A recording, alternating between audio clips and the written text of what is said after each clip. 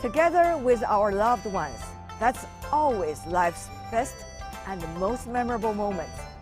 As China embraces the Year of the Rabbit, let's share these good times with friends amid music, laughter, and food. Together, again, the Spring Festival special of World Insight. Hello and welcome to Together Again, our Spring Festival special. I'm Tian Wei. Food is a powerful reminder of wonderful home traditions. It brings us warmth and rekindles family affection through taste. As one of the most important celebrations of the Spring Festival, food is essential to a healthy, happy new year among Chinese.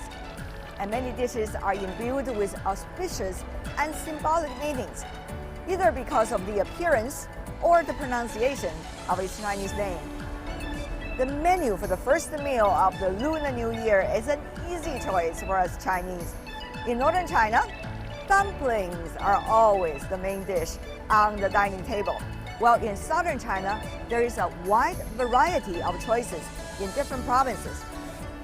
Chinese food has always been highly flavored by foreign friends over the years. Today, we have 6 friends from different countries telling their stories about Chinese food.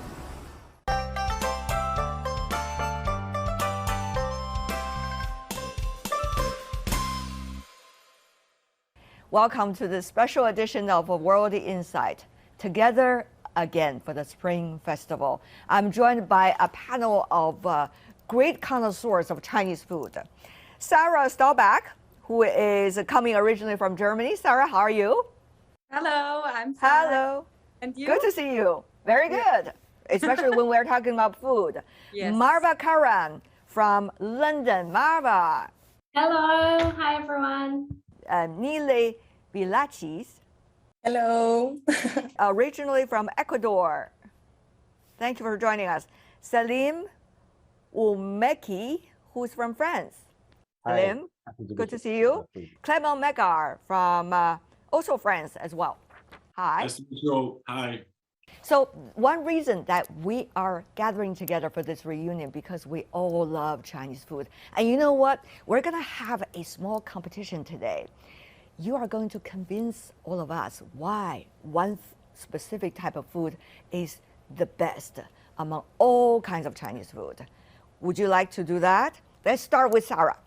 Yes, it's definitely hot pot. I love it. Hot pot. Yeah, I love it so much. I even bought my own pot for home where I can boil my little hot pot. And I love it because if you feel like veggie, you can put veggie. If you feel like meat lover today, you can put meat inside. If you feel like mixed, just put everything inside. It's just for every part of your life. And the good thing is you can sit for hours. You can just talk. If you feel like, okay, let me have a break, then you have a break. And then you continue after half an hour, go on. I see you're a lazy cook and you also believe all is possible, right? Yes. Okay, Sarah, hot pot.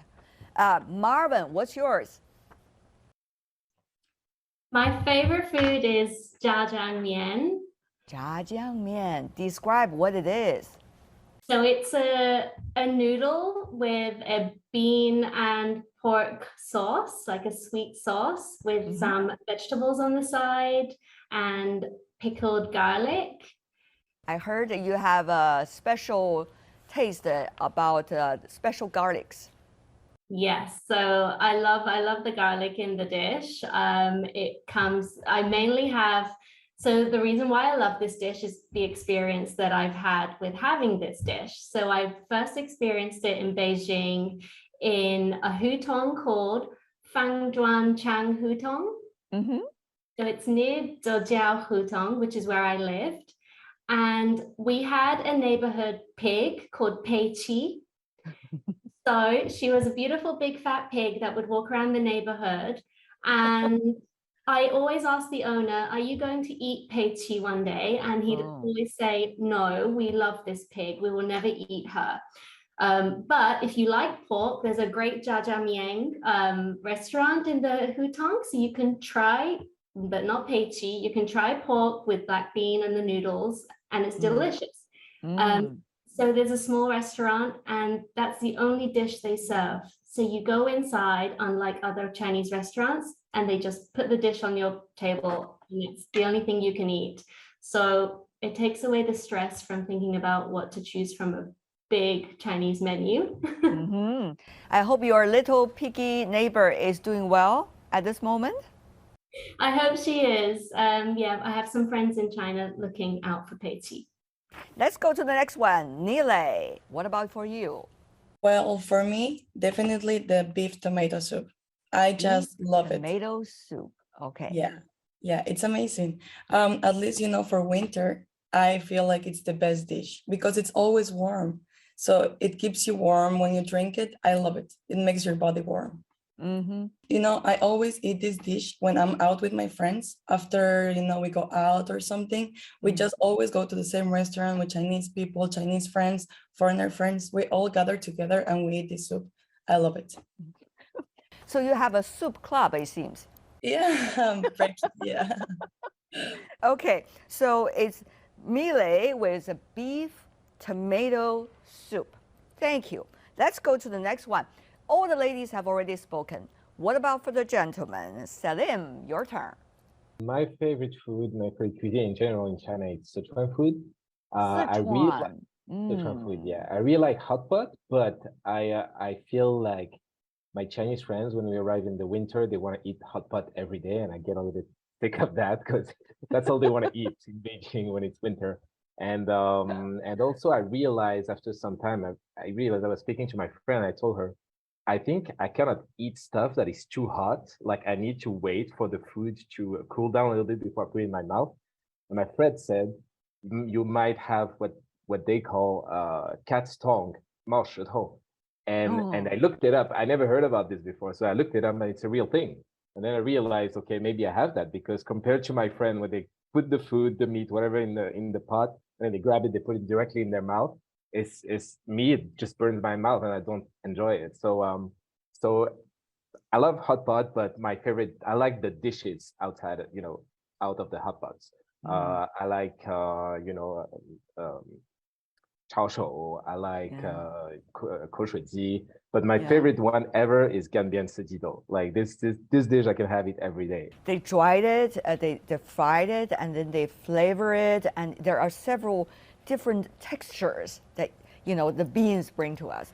Last but not least, let's go to Clement. What about for you? Yeah, my best dish in China is dim sum, because I've been living in China for 10 or 11 years and in Beijing, in the north of China. And each time I eat dim sum, usually I'm in Guangdong. So that means I'm in holidays, I'm with friends, I'm relaxed. And so I can enjoy the food, not like in a hurry, like in Beijing. So for me, dim sum, first, obviously, it's amazing. You have, I think, a limited variety of different dim sum. I wouldn't be able to list all of them. There's a huge variety. And when you're in these restaurants in Guangdong, I love Guangdong also. I've been visiting and it's so much different from Beijing. There's huge difference. There's sun. I love the language. I spent a year in Hong Kong. At the time, I was not very sensitive to the language. Now, it's the sound, the light, and the food all together makes an amazing mix when you go, especially for breakfast of these huge restaurants. You have people watching the races. How do you call that? These elderly horse racing. Horse racing. Yeah. So also with all this atmosphere. So you have, like in a movie, you have everything. You have the food, but you have also all the background. So it's a very special experience. So Clement seems to enjoy the food, but even more importantly, the ambience in which the food is being presented. Let's have a vote. Among the five, let's see who raised the hand, which category actually welcomed more hands and more votes. Hot pot. Okay. And 炸酱面.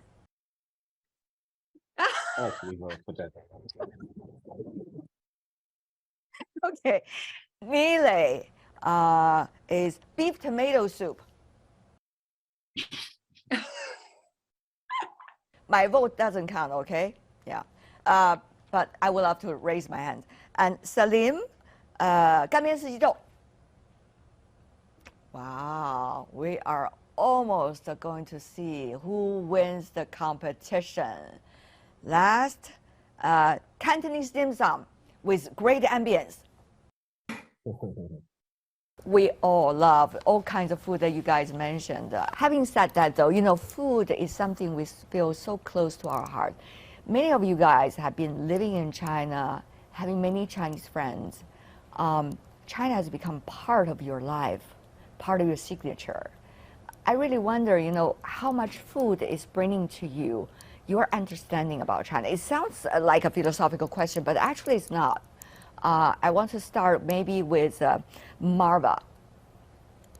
One of the first phrases I learned in Chinese was "你吃了吗?"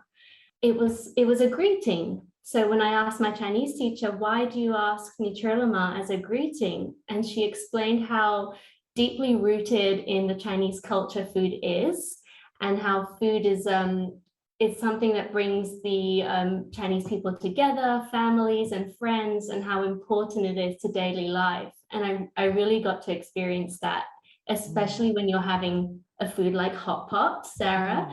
So definitely agree, hot pot is brings so many people together. You're all eating from the same pot around the table. So China stays warm and close to my heart, and I can't speak of China without speaking about food. Nilay. From where I come from, in my country, we have a different idea of Chinese food. So when you arrive to China and then you finally manage to see how it actually is, you just get like totally in love, or at least that's how it happened with me.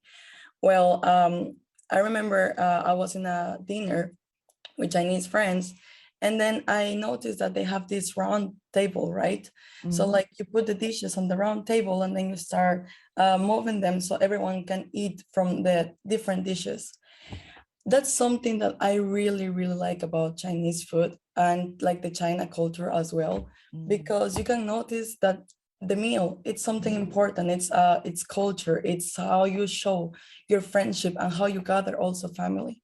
So probably that's something that really marked and like I got really impressed by, because it shows a lot. It shows how people love to gather together. And I think the environment is the most important thing. At least like when you feel welcome with friends, with family, or just in a restaurant with some people you just met, it feels like home. And that's how I've been feeling in China since, you know, I started to learn the Chinese culture and Chinese food. But you better make sure the speed of the rotating table is correct so that you can catch the dish that you want. For example, your beef tomato soup. Oh, with the soup is going to be really difficult for sure. Yes, it's very competitive sometimes when the table begins to turn. And you better have good pals on the other side of the table so that he or she could roll it back for you. Yeah, exactly. I love that. Very good tool. And also to you, Salim. I think one of the the best thing I like about being in China and Asia in general is that the restaurants are open very late.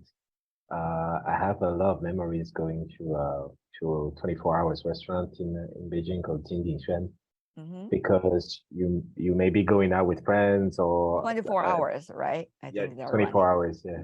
After going out, I would just go there. After drinking with friends, we just go there at 2 a.m., 3 a.m. and they have great dim sum for the price. They have a lot of dishes, and it's whatever you want. I remember going there a lot when I was jet lagged. Sounds like a great commercial on a community paper.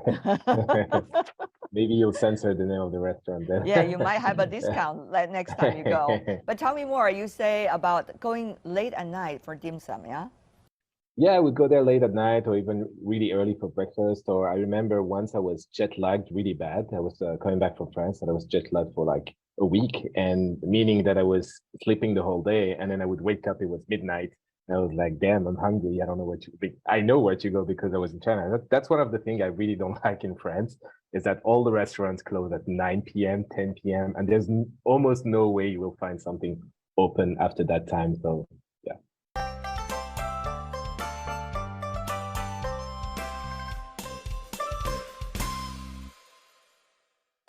I want to congratulate our Chinese friends with the celebration of the Chinese New Year. and wish all the people of China peace, prosperity, success. We in Azerbaijan are your friends and good partners. We enjoy a very good relationship for many, many years. And we really love your country. And we're very glad that more and more Azerbaijanis visit China and more people of China visit Azerbaijan. So people-to-people contacts are very important in order to establish closer political relations. I'm sure that China will continue to succeed in its economic development, in social development, and middle corridor which unites us will successfully be implemented. Happy New Year. Hello, my name is Rodrigo Chavez. I am the President of the Republic of Costa Rica and Central America. I'm taking this opportunity to wish everybody a very happy Chinese New Year. I hope the Year of the Rabbit is going to be a great year for everybody in the world and in China. Thank you. My name is Ngozi Okonjo-Iweala. I'm the Director General of the World Trade Organization, and I want to wish China and all Chinese people a very happy New Year of the Rabbit. Good luck. I am Rebecca Greenspan, the Secretary General of the UN Conference on Trade and Development. Xin Yan Kuai Lai.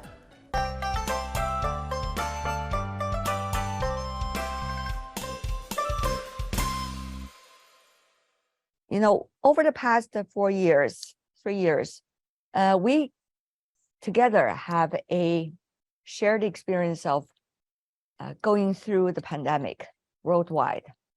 A lot of people are confined at home. Many of those do not cook at all before. And now they become quite good cook, I would say. How do you see these years in terms of cultivating your taste about food and your understanding of food?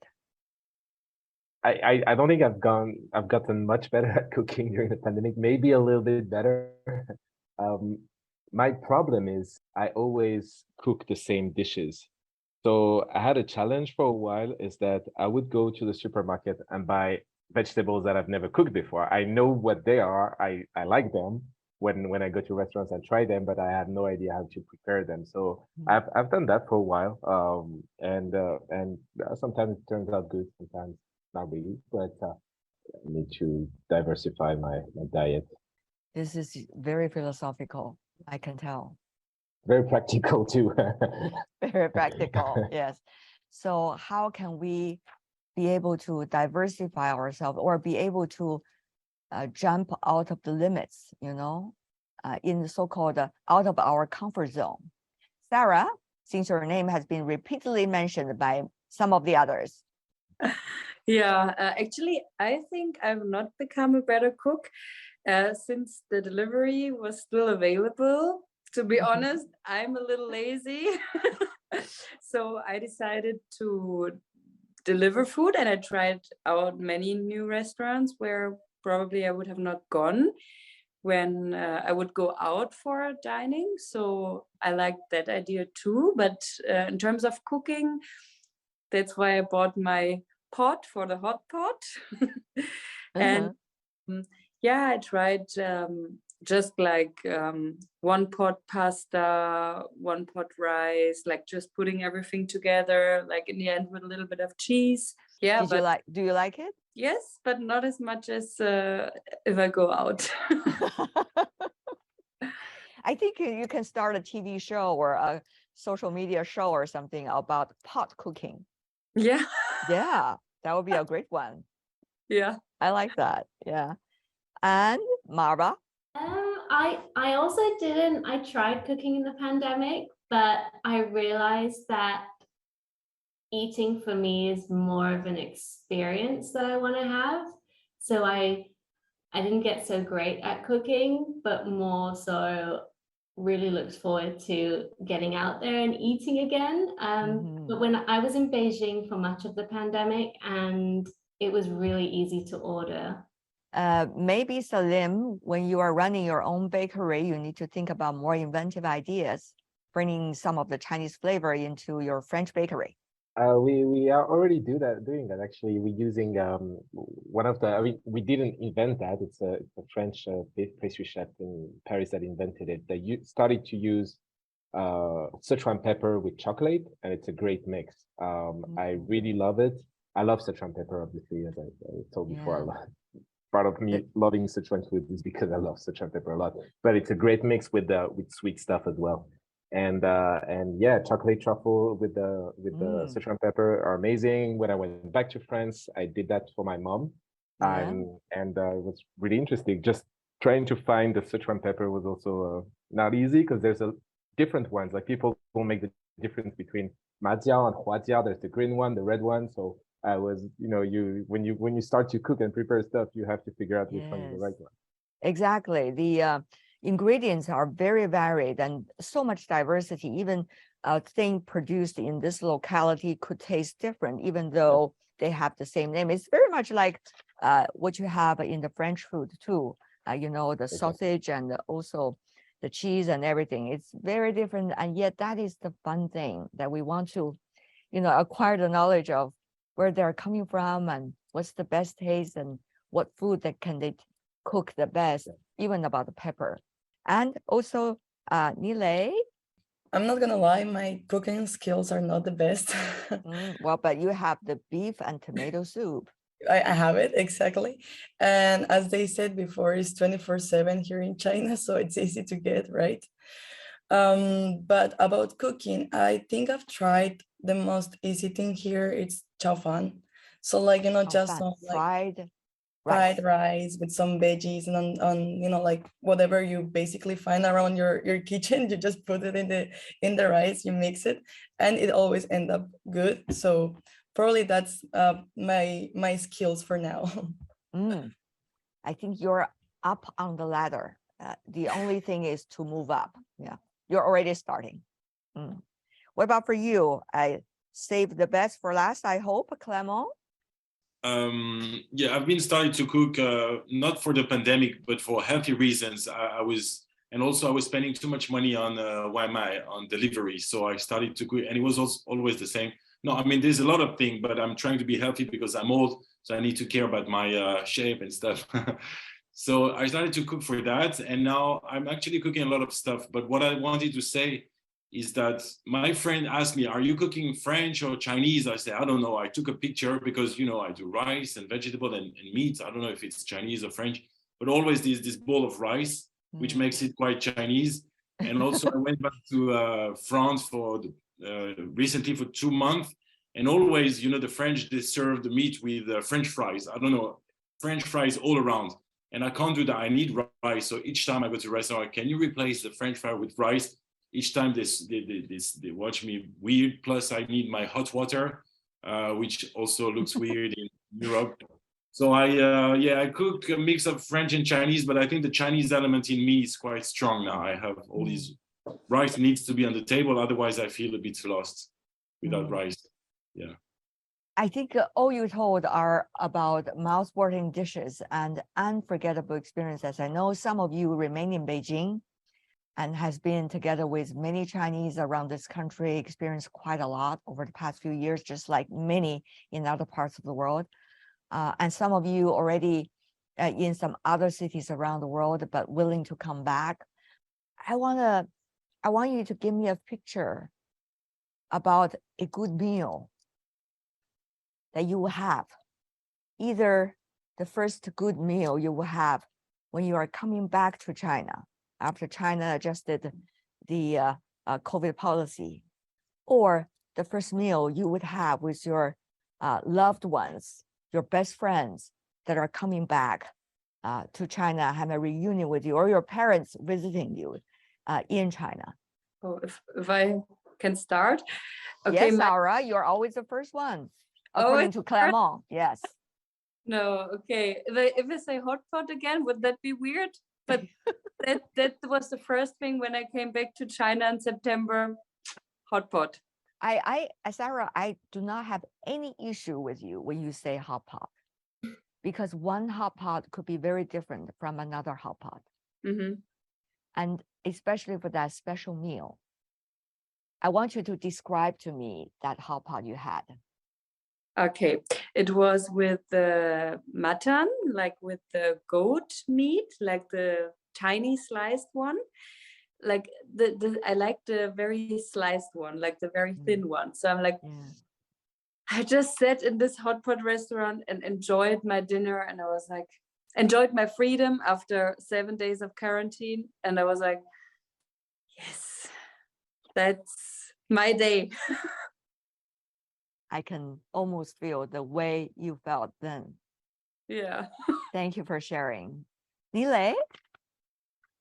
Well, for me, it's the typical meal with friends. So I will say the soup. Of course, I need the soup in my club of the soup. I have to add some beers. Like I always remember the moment when we all like cheer up, Tian Wei.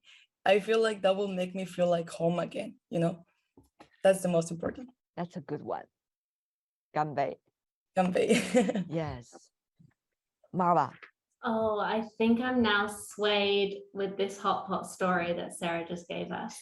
Very contagious. Very contagious. If I came back to China tomorrow, that would be the first meal that I would want all my friends in China to meet me to have. It just connects us all at the table. We're all dipping our chopsticks and throwing things in together, and it's kind of the best way to share an experience with those you love and care about. Absolutely. Come on. I think I would say the kaoyu, the grilled fish, to compete with the hot pot, because also you can share a big kaoyu with your family and friends. It's still the same big dish that you share together. You can put also a lot of tofu and vegetables and whatever you like.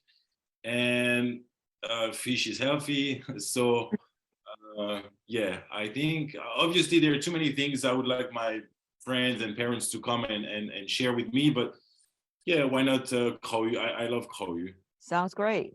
Kaoyu. Salim. For me, kaoya. Kaoya.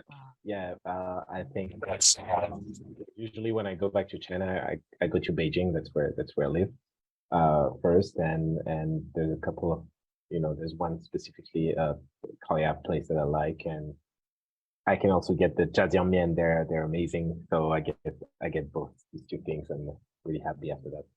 I can't wait to see all of you, maybe in person in the future. And let's just hang out, have hot pot, 炸酱面, 干煸四季豆, Cantonese dim sum, and that soup. Go with that soup, beef tomato soup. Everyone, Happy Chinese New Year to you. And thank you for sharing these beautiful stories. Happy Chinese New Year! 新年快乐! 新年快乐!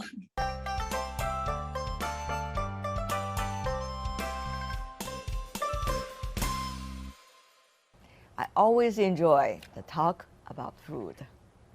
That's all the time we have for this edition of our special program for the Spring Festival, Together Again. I'm Tian Wei. On behalf of the team, thanks for being with us, and happy the Year of the Rabbit to you and your loved ones. Bye for now.